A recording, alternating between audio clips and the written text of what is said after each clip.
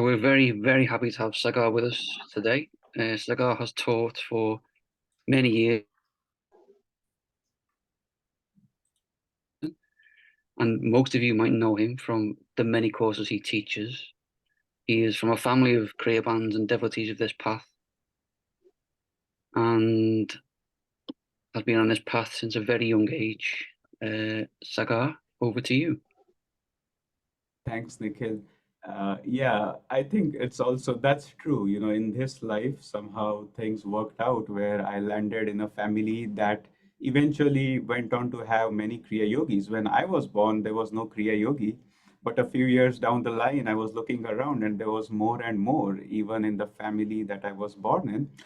And thanks to Ananda, that family keeps increasing, and we realize we all have a family of yogis and kriya yogis, and they're even international. So you people, I guess everybody is from the UK, but perhaps somebody, I think Paul's from Ireland, if I remember him right, and he was researching Derek Bell and Swami and all those things. So it's wonderful to be a part of this gathering together.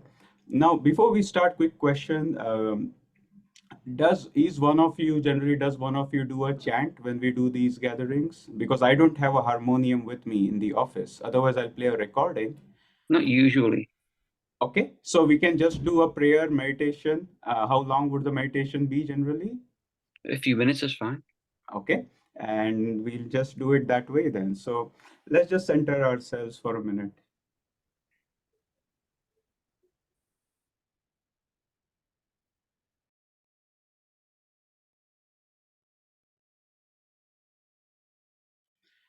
And let's pray together. Divine Mother, Heavenly Father, friend, beloved God, great masters of self-realization, Jesus Christ, Babaji Krishna, Lairi Mahashai,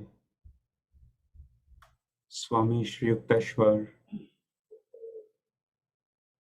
beloved Guru Paramhansa Yogananda,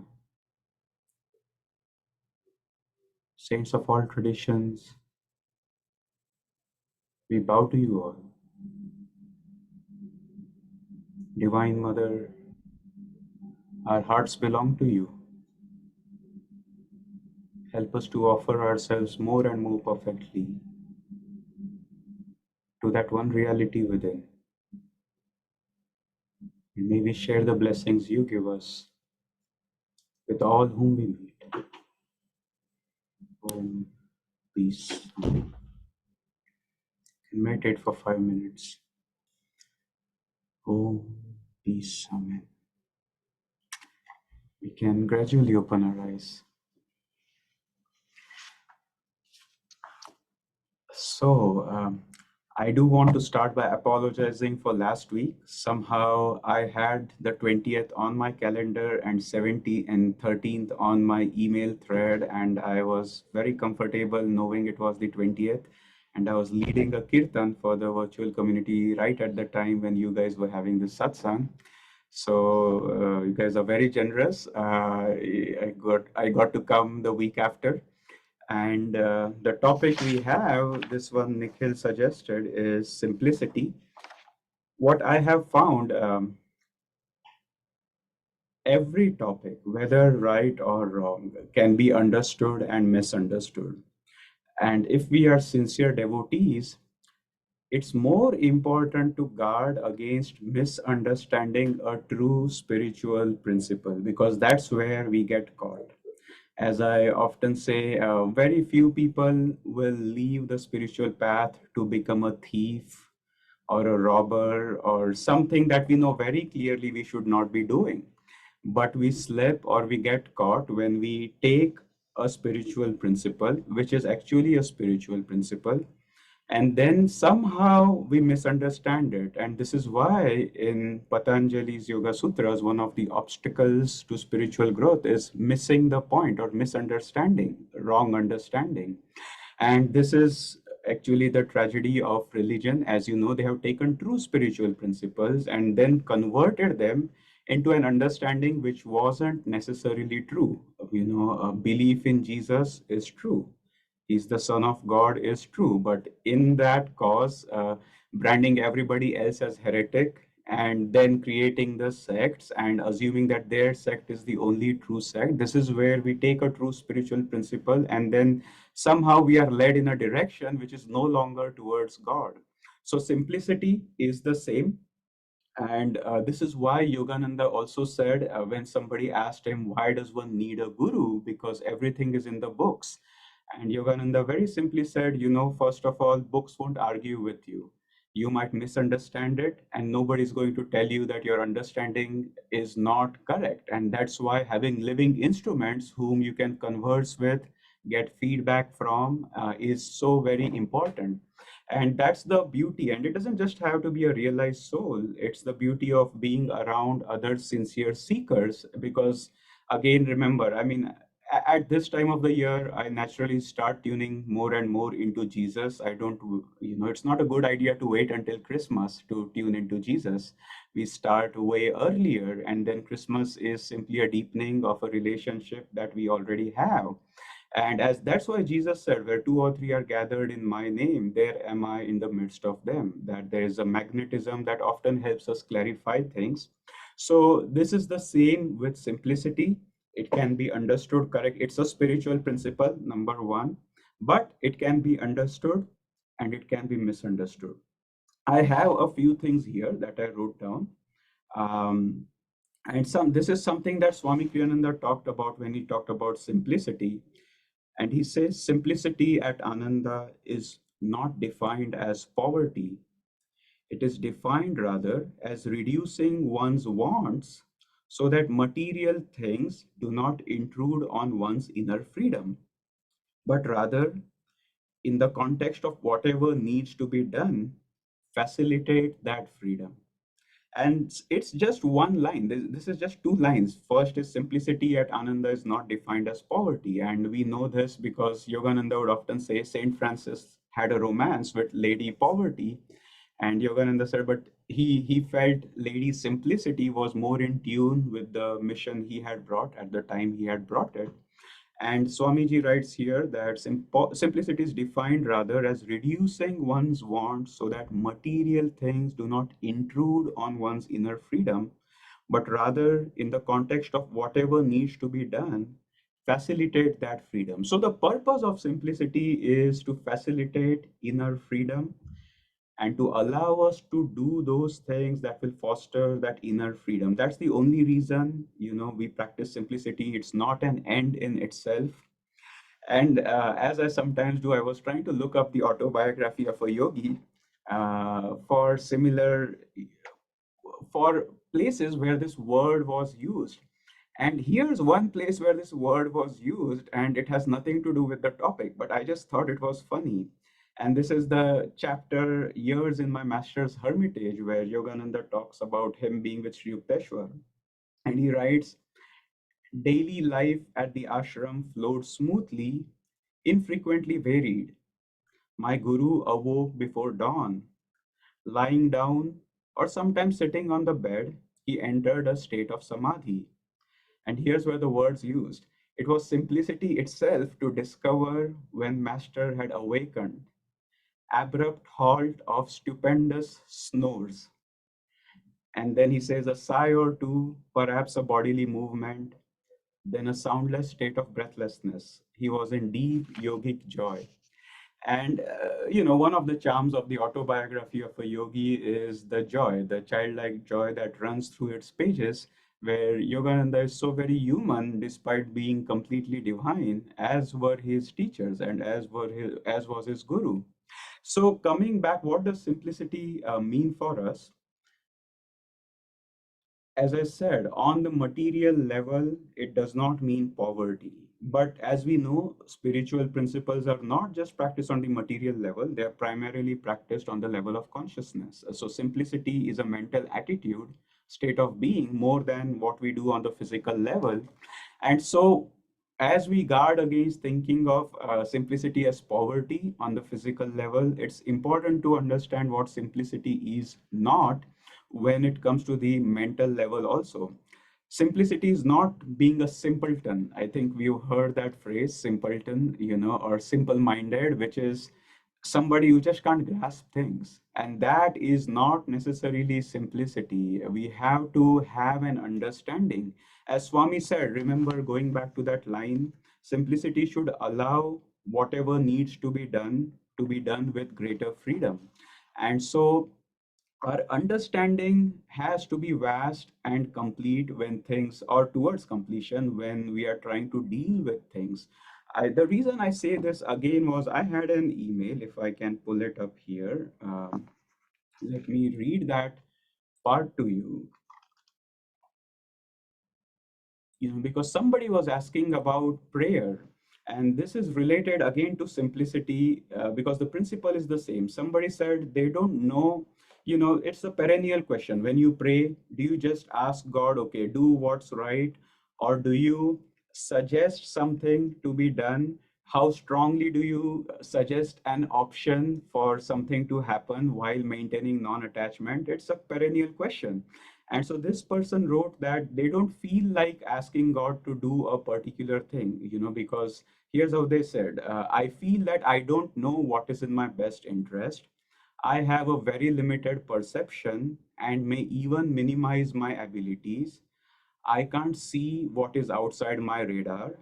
So I leave everything up to God because He alone knows what is best for me. And this is a wonderful person I'm talking about, but to me it wasn't an easy answer to give. Our guru Yogananda never said leave everything up to God, because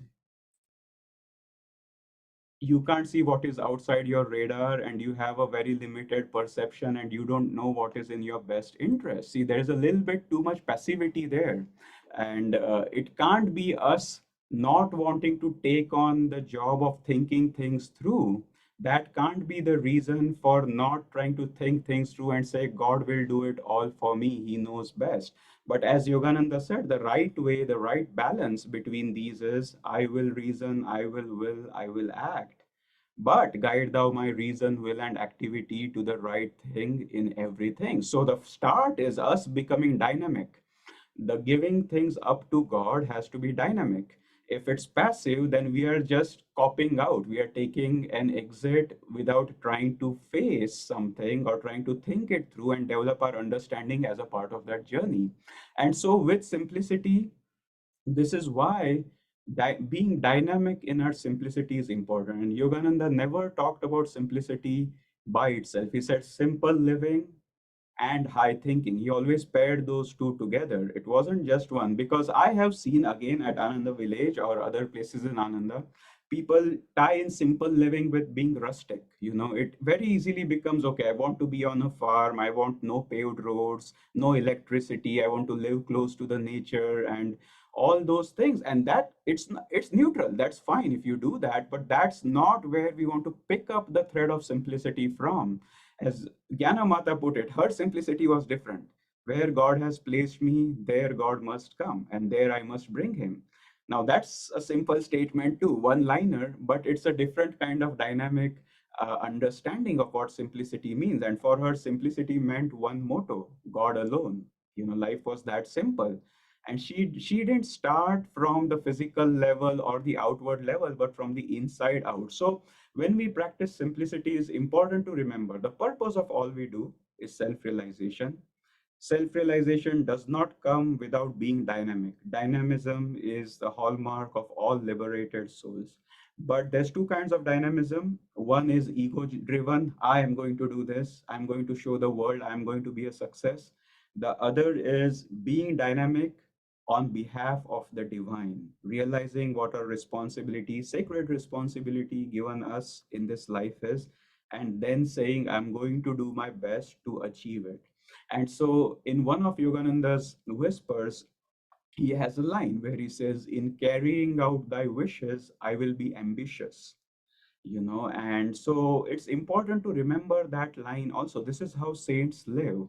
Ambition, not egoic ambition driven by the ego, but divine ambition. That here we are a part of God's program, we are a part of a production. This is a divine play.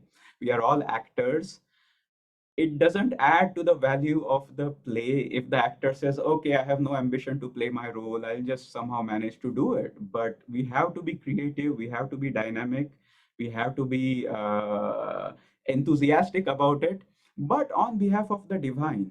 And so in carrying out thy wishes I will be ambitious, this is very much tied to simplicity, because Yogananda was simply simple at his heart.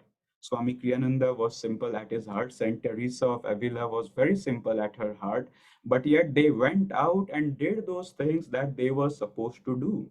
Now, not everybody is supposed to do big things on the outer world level. You know, there were many other disciples of Lahiri Mahashaya who became as free by doing their role as simple householders. There was many others who went, like Ram Gopal Muzumdar, who went to the Himalayas and just cloistered himself for 40 or 45 years. Hardly anybody knew he even existed. But it was simple. He was doing Divine Mother's will for him with the 100% energy and effort that he could muster. In his case, it was meditate all those long hours. For somebody else, it was different. And so we have to find what our responsibility in life is. This is where it becomes tricky, because not all of us, you know, see in vision written in gold letters, okay, in this life you are supposed to do this.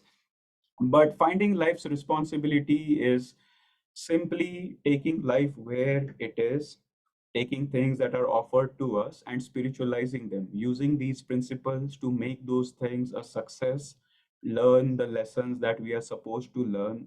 I have found one of the best ways to practice simplicity for myself is, as I said, starting inside out.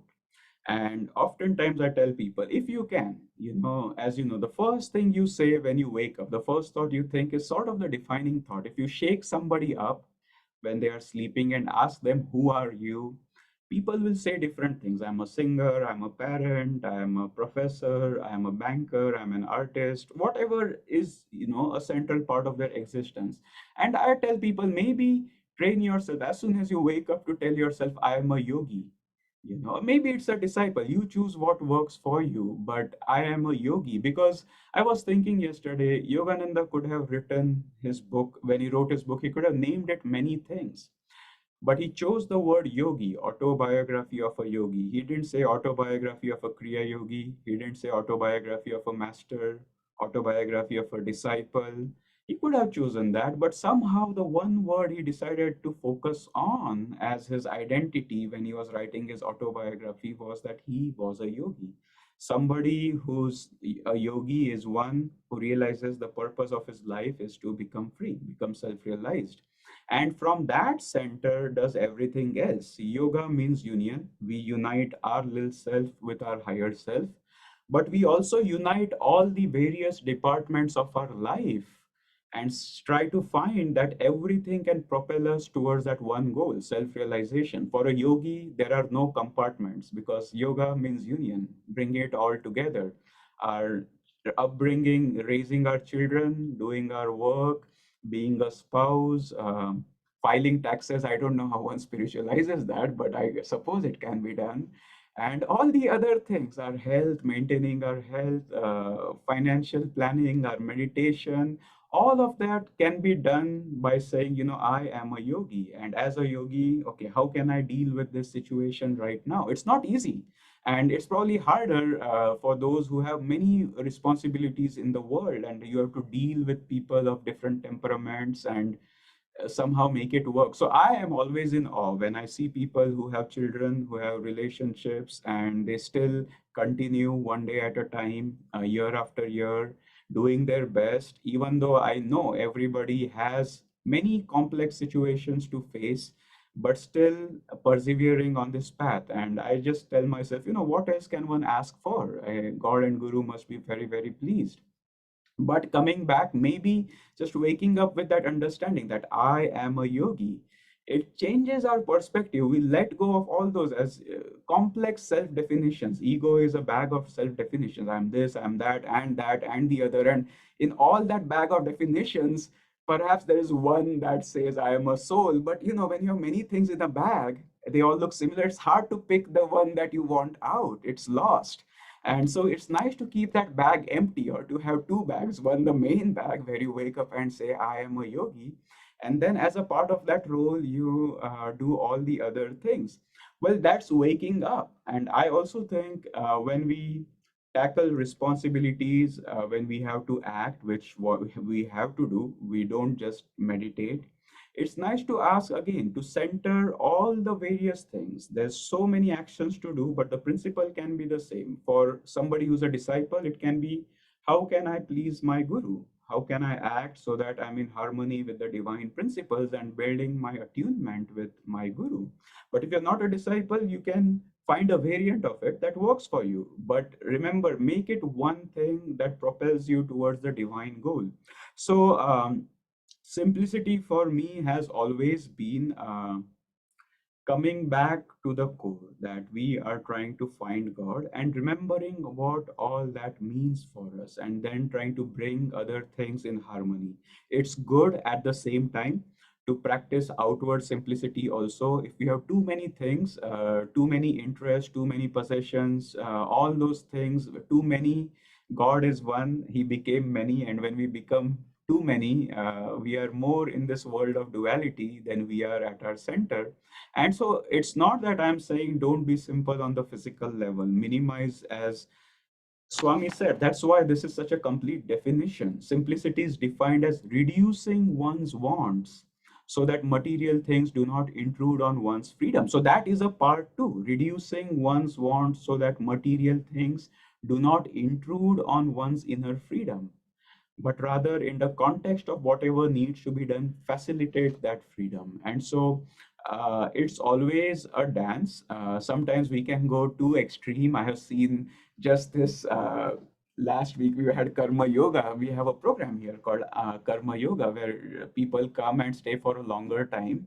And somehow everybody started going on a fast, and we had people fainting, fainting in their bathtubs, fainting in their showers, and I was thinking, well, fasting can be thought of as an expression of simplicity in some way. You are just saying, I am spirit, and going without training the body to realize that. But you take that to an extreme, 3 days, 5 days, and the results can be detrimental. So, again, this is why Yogananda said balance. And one of the lines in the Bhagavad Gita is, he who Yoga is not for him who eats too much or eats too little, sleeps too much or sleeps too little, works too much or works too little, but one who is temperate. That's the word, temperate, that Swami uses, in eating, waking, sleeping, recreation and work. Recreation, remember that word's there also. Recreation and work attains yoga, which destroys all suffering.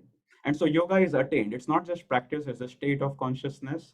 And the consequences, it destroys all suffering. So somehow, if we can be temperate and realize it's all about discipleship or finding God, and everything else is simply a prop, then we do it better. And just to wrap up the sharing part, and then maybe we can have discussion, is this is why,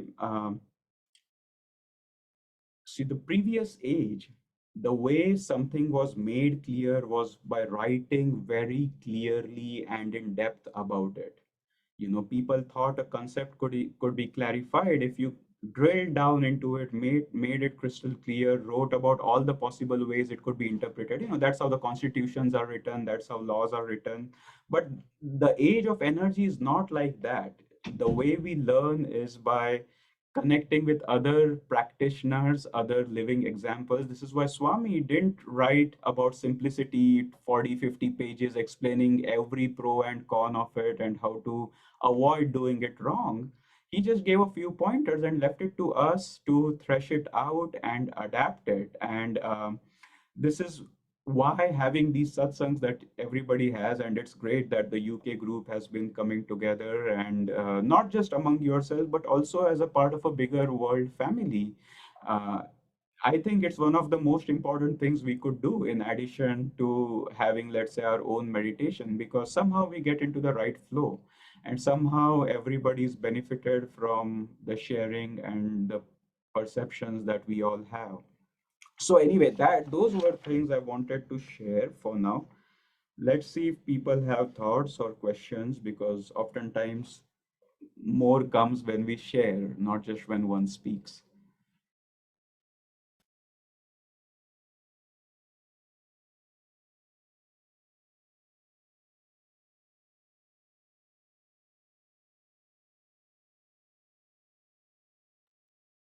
Can I just make a comment, Sagar? It was lovely to hear you speak, um, and lovely to hear you speak in a satsang as opposed to one of the courses that we've been on. Yeah. So it's lovely to see you again. But I'll tell you what hit me in what you were saying, and it sort of provides great comfort, really, and guidance, is when you said that we have to find what our responsibilities are in life, and take what we're offered in life and to spiritualize them. And that's part of the simplicity that you were talking about. And, you know, given the responsibilities and what have you, we have to learn our lessons. And I just thought that that really struck a chord, because I had misunderstood the concept of simplicity, thinking it's to do with the material world. And because I've been thinking, oh, you know, I've got so much stuff, I just need to shed it to get a more simple life. But what you're saying, it isn't just about that at all. And so for me personally, with the responsibilities I have as a wife and a mum and a dog owner, for example, I think you've given me guidance now that I can actually look more closely at seeing that much more as a spiritual offering and a gift as well. So thank you for that. Yeah, no, thanks, Gillian. That's so true. I mean, again, as I said, it's a balance. Sometimes it's right to let go of some things. If we have too many possessions, as Yogananda said, too many possessions possess us. We think we have possessions, but we end up being possessed by all of them. But Mm. sometimes it's primarily about our consciousness. And some of you, all of you maybe have read about Ananda's history, including in Light Bearer or elsewhere. And Swami, when he was starting Ananda, he started Ananda Village, which was very rustic. And then he would buy all these elegant chairs from Kashmir and everywhere else. And they are now at the Hermitage, very beautiful. And then he said, okay, we need to go out. And at San Francisco, he got probably one of the most expensive houses that the whole neighborhood had, and he asked them to rent that one and make it work from there. And everybody was flabbergasted because they were used to being so rustic. But Swami wanted to show them that, it's a state of consciousness more than anything else, and not poverty consciousness. It's not being in rags that make us yogi, but it's our state of consciousness. And the reason this is also important, I'm seeing, is it comes up again and again. Just a few weeks ago, we had some smaller group of Ananda, without going into which one, criticize what Ananda does because we advertise. And it's like, why are we advertising? We shouldn't be advertising. It's not simple. We shouldn't have all these advertising campaigns and reaching out people. And this was the same criticism Yogananda himself faced, when he was doing marketing for sharing his teachings, putting newspaper ads. Many people criticized him that he's commercializing yoga. And his answer was very simple. He said, well, look at the billboards. If they can advertise, if Wrigley's can advertise for people to chew on gum, why can't I advertise so people chew on good ideas? And his answer was just that it's the consciousness with which you do. Are you doing it with a commercial consciousness, or are you doing it so that more and more people find out? And so I've seen again and again people get caught not paved roads. That's a big one. Sometimes people come and say, oh, why does Ananda have paved roads? And Devi once told me, we've been there where the roads weren't paved. It didn't change you.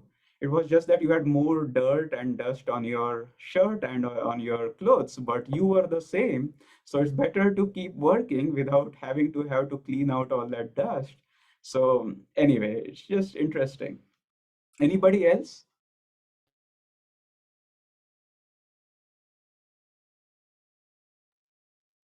Yes, Sagar, just a comment again, not so much a question. I was just thinking then about simplicity and spiritual simplicity. And I suppose, in a sense, Swami often talked about following one path. Not that any other path is invalid. It's just that when you choose which path you're going down, you stick to it. He used the analogy of drilling through ice with a drill at one point to get to the ocean almost. And I suppose in choosing one path, your own path, you're sort of living a spiritual, simple life. Yeah, no, that's true. But again, because I don't know the dynamics of this group, I want to be sure I'm sharing about this in the right way. One is, a part of simplicity is to realize our job is not to impinge our understanding on somebody else. So the reason I'm saying this is, in probably most of the people in this group are disciples or want to be, but if somebody doesn't want to be, they have to come to that understanding of their own accord, that one path followed leads to God. This is what Yogananda said. See, I'm not prevaricating on that, but he allowed people to come to that understanding of that own accord. I won't change my understanding, but I'm very clear that I won't impose it on somebody who's not ready. But yes, you are absolutely right that simplicity means realizing that we want to find God. We are not interested in just the intellectual edification that comes by studying this, that, and the other.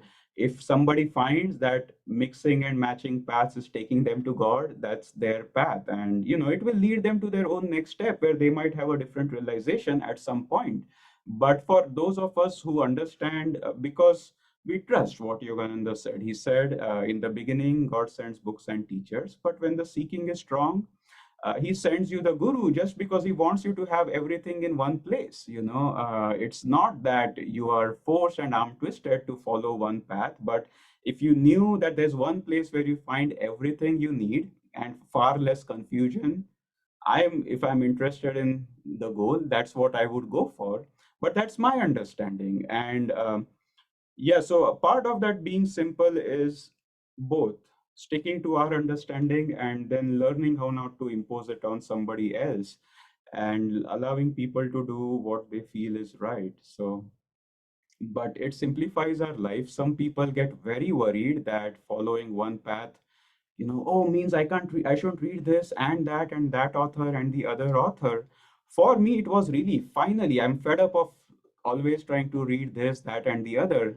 If somebody's telling me I just need to read fewer things, practice a few techniques, and I'll get there, that's what I want. I'm not interested in the reading and the multiplicity of techniques. I'm interested in going fast to the goal. And I saw that in the life of many people whom I respect. As I've said this before, that somebody once told me, they were part of the online community, and they said, I'm starting to get bored because I'm realizing it's the same teachings, the same chants, the same books. It's all same, and I like things that are new, And this person, very good person, again, not being judgmental here, she was married for several years and she had a couple kids. And I said, it's like saying, to be happy in a relationship, you need to have new children every day. You are bored of being a mother because it's the same face you see every morning or the same spouse you see. It's not the ever newness of the faces, it's what you bring to the relationship that keeps it ever new. So we can't have any there's no two ways about this. The altar won't change. It'll be the same year after year. The book Autobiography of a Yogi will quote unquote be the same, and the chants are the chants. But there are people at Ananda who have been dynamic disciples for multiple decades, and there's those who have felt, okay, this is boring for me, I need to move on. Both exist and both have created their own realities. It's not the path's fault, just as it's not the fault of relationship as an institution. It's what we as adults who understand things make about it. And so, yeah, the onus is on us. Simplicity means joy. it does not mean getting dreary and bored. It has to be paired with, that's why dynamic. A relationship that's dynamic is a part of being simple also.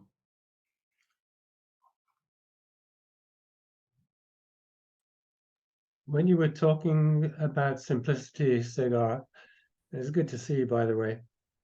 And the thought came into my head about the story, which you'll be able to tell better than me. It might have been about Krishna coming to visit a village somewhere, and there was a very wealthy king, and there was a lady who lived in the forest, and every day she was sweeping the path through the forest to her house, and people would say, what are you doing? And she'd say, I'm waiting for my guru, or I'm waiting for my king, or I can't remember the exact story, and I don't know if you know the one I'm talking about. And in the meantime, the king hears that that Krishna is going to be coming to the area and prepares a huge banquet and silver carriage and all of those things. And meanwhile, the woman is sweeping the path, and she's been doing it for ages and years, whatever. And of course, when Krishna does come, he comes to see the woman who's just been sweeping the path. And it's not about whether she's rich or poor, it's about devotion, and it's about just doing what she can do. And her abilities and her path and her situation enables her just to sweep the path. And it just feels like we are all so different, and we all have different paths to go within the Ananda organization and within our own selves, because we're all very different. And it's just a matter of sweeping our path or doing what it is that we are supposed to do. And I suppose the challenge is identifying, of all these things that we might want to do or be able to do, what it is that we are to do. And that's getting back to simplicity, I felt. I don't know if you know that story, and I don't really know if I remembered it correctly. Well, I think the way you narrated it, it was correct. I don't remember having heard that particular story, but it makes the point very nicely that, you know, it's our consciousness and the attitude with which we do what we are supposed to do that is the primary important thing.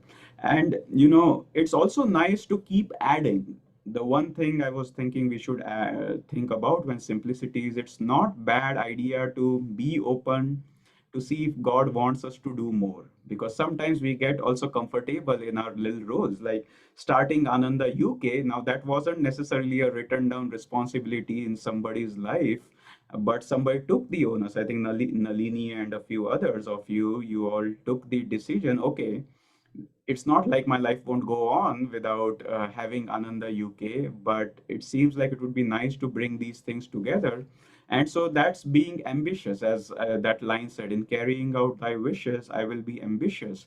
And sometimes Divine Mother is asking us to do more than we are doing.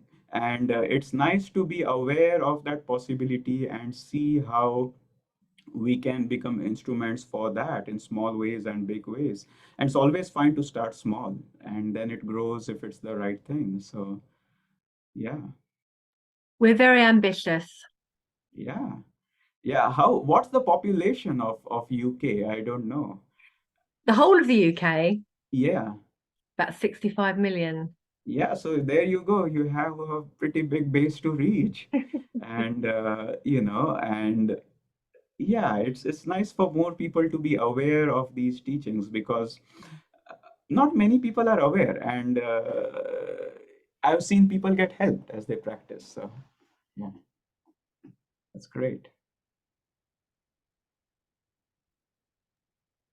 I am actually glad that you said it stays very simple, because at the minute I'm on the second course with yourself, and it all seems quite overwhelming at the minute. So Yeah. Well, you know, the spiritual path, you have to make it your own, and you have to find the pace that works for you. If the course, you know, there is no timeline at which you have to receive kriya, And so it's okay to redo a course if you need help to write. And we want always to do our best to make sure you get the most from your study, not that you fit a mold that we want everybody to fit into. Having a dynamic pace for a course allows people to be in the flow, otherwise life takes over, as you know. So that's one reason we have a pacing for just the path of kriya courses. We have many other courses which are self-paced. People do them at a pace that works for them. But yeah, don't get overwhelmed. It's better to do a few things and do them well, and we have a lifetime to assimilate these things. Sometimes people also get overwhelmed because they think they have to understand things perfectly. Yeah. And so you don't have to. And the thing is to get practicing, to get into the flow and realize that refinement and eventually perfection will come in time. But we just have to do the best we can. Yeah, I'm just learning that now, so I really do appreciate it. Thank Yeah, you. yeah. Thanks, Julie.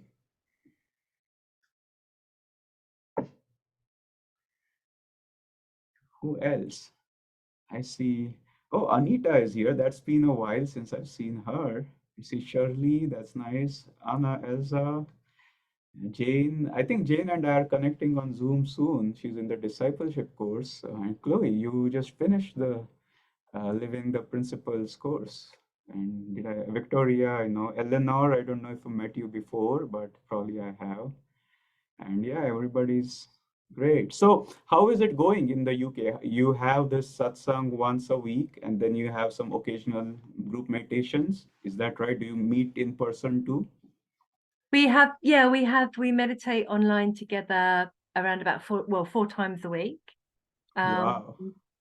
And we have a monthly satsang with somebody from outside like yourself that comes in to share with us, which is amazing. Yeah. And we run retreats. We get together in person, and we've just had a weekend away together, some of us, which was more just it wasn't an organized retreat. We're just kind of hopping around, meeting up, and we had a wonderful weekend meditating in each other's hotel rooms, and we're doing a lot. And we've got a healing prayer ministry as well that Victoria and Shirley are running, which is great. What else are we doing, guys? Loads, aren't we? We're about to become a charity. We're about to become legal. Yoga. So, sorry? Yoga. Yoga as well. Yeah, we've got weekly and monthly yoga happening. So yeah, it's good. All good. Yeah, pretty good. That's really impressive. That's really impressive. And I think probably one of the most important things that we have between us is this sense of connection, actually. Yeah. There's a real sense of family and connection between us all, which is just beautiful. Yeah, no, this is great. This is great. And is Surya doing well? I don't see him, which is okay, but he's doing well. He's had a bereavement, so he's not around this evening. Sure. But he's Sure. doing well. Yeah. Yeah, please tell him I said hello. Yeah. I will. Yeah. Okay. And yeah, if any help is needed, you can always reach out, and happy to help in any way, not just me, but all the others here at Ananda Village. But I also, one thing which I thought I would share is, I don't want to share that sonnet right now, but one of the sonnets Yogananda draws from Shakespearean's sonnets is number 146. And if you have time later, I encourage you to go read it. It's very different from all the other sonnets that Shakespeare wrote. And in fact, the last two lines of that sonnet are how almost Yogananda uses those in his chapter, The Science of Kriya Yoga. So shall thou feed on death that feeds on men, and death once dead, there is no more dying then. But all of the sonnet preceding it is about simplifying life and realizing it's about enriching our inner life rather than getting all those things on the outer plane that we think will make us happy. And he does it in a very, very nice way. By terms divine in selling hours of dross, within be fed, without be rich no more, and then the last two lines. So you might enjoy reading it later.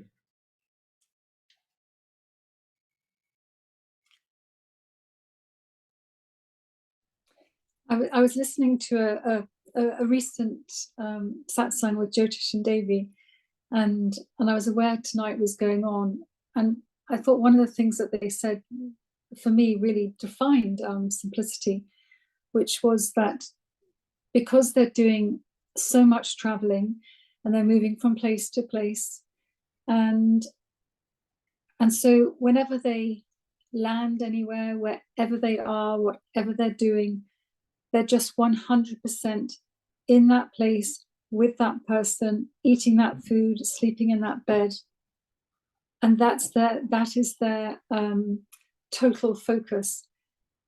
And I could almost see a kind of like a collective universal relief at that possibility to be that simple without thinking, oh, I wish I was there, I don't like this, or I don't like that, or I don't like this food, this bed's horrible. But they were just so 100% in the moment with whatever their situation is, and that kind of set me up for this webinar, really. Yeah, no, they are amazing, and I think that's the only way they can both survive and thrive and give so much. They have to take it one day at a time and be fully where they are. Otherwise, I mean, I've also seen them be part of meetings which are complex or difficult, and the next time if I see them, or a few minutes or hours later, they'll be smiling and ready to tell me a joke or something. So, yeah, as they say, a yogi's mind is like writing on water. It does not leave impressions. For most people, our thought processes are writing on stone. It leaves impression that we keep going back to again and again. So living in the present is, I think, very, very much an important part. How was your dental treatment, by the way? Didn't you have one last week? Yes, it wasn't great. See, it now wasn't simple. it's funny. See, this is where the truths, sometimes you have to apply one spiritual principle, but there are situations where the exact opposite principle has to be applied. For example, you talked about living in the present and focusing on what you're going through right now. But if you're in a dentist chair, Swami said, do anything but that. He said he would think about composing music, he would listen to a mix of his recordings and try to see if the mix was right. He would think other things, anything except being in that moment where he was visualizing the drilling happening in his jaw. So anyway, it's funny. So glad it's over. Somebody else had something like that. I think Shirley had. I forget what her thing was, but maybe it was the dentist too. But anyway. It was her hip operation. I think I had a that was, replacement. yeah, Did you there hear you about go. that? Oh yes, the Yeah, blog. it was your blog. That's right. Yeah, thank you.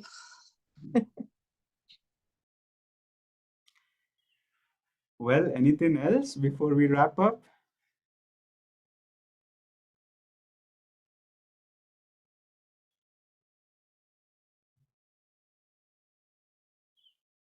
Maybe we wrap up then, and one of you could do the closing prayer, the healing prayer. How's that?